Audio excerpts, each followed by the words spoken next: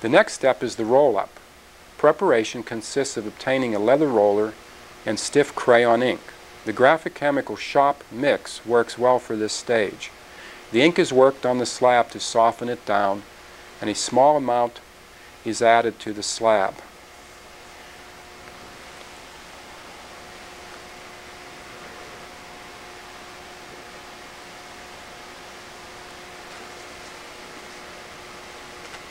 The roller is charged by picking it up after the backstroke or by lifting and turning the wrists. This will distribute the ink more evenly. The stone is dampened next, which dissolves the gum stencil but does not remove the adsorbed gum film.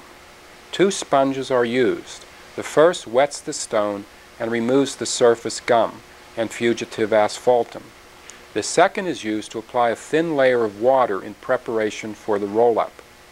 Keep the water at a minimum, since excessive moisture can water burn the image. Don't be alarmed if all the asphaltum doesn't come away.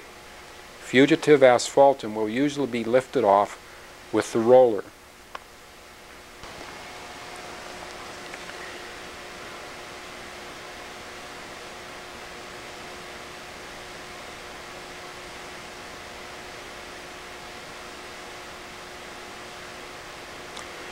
The roll-up is achieved with quick overlapping strokes, including a variety of directions and patterns, at the same time keeping a wary eye on the water film on the stone.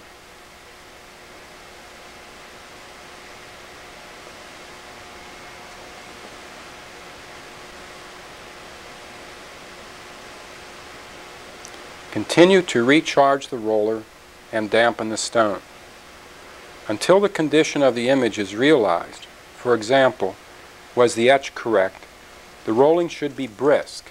The faster the rolling, including less pressure on the grips, the more action that the printer will extract from the roller.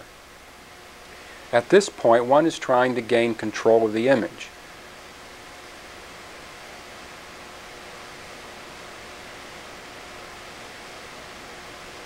The final shot in slow motion shows a pattern that could be followed.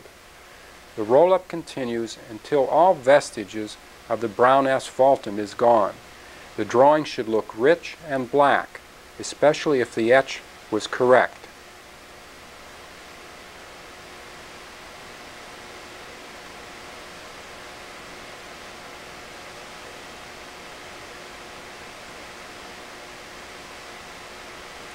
Next, wet a sponge and remove any scum or dirt left by the roller.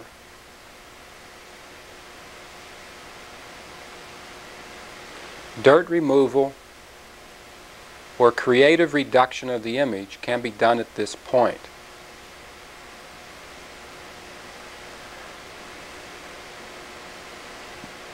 However, greasy work cannot be added since the drawing is slightly desensitized. In this case, a pumice stick or snake slip is used. However, razor blades, X-Acto knives, sandpaper, and other abrasive work effectively. Note that the abrasion removes stone surface and gum as well as the grease. The stone is fanned dry in preparation for the rosin and talc. The rosin is applied to the wet ink first, and finally the talc.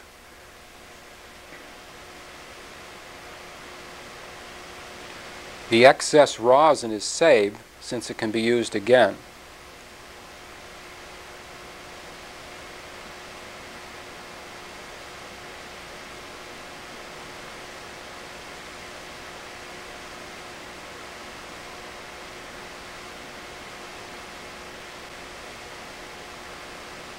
All of the surface rosin is removed, since at this point it serves no other function.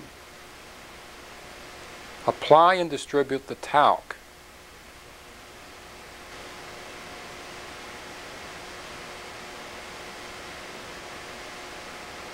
Polish the surface by turning the cotton and using some pressure until the image becomes shiny and black. This will provide an excellent acid resist.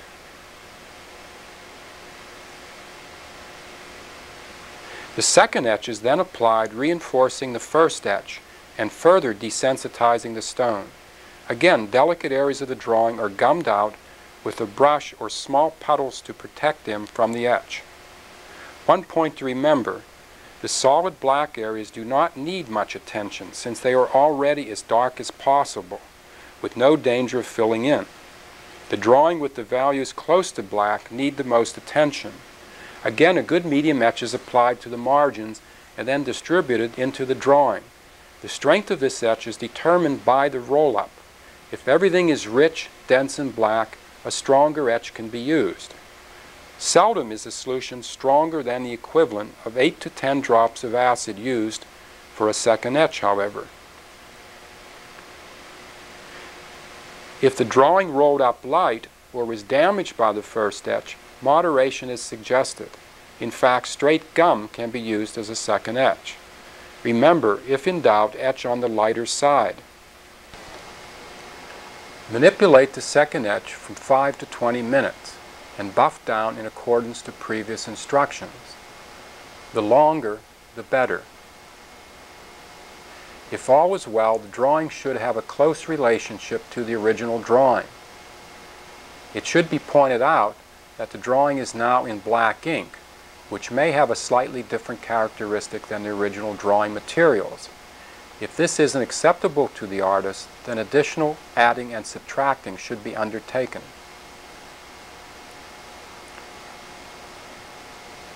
Notice the excess gum is sponged off before the buffing begins.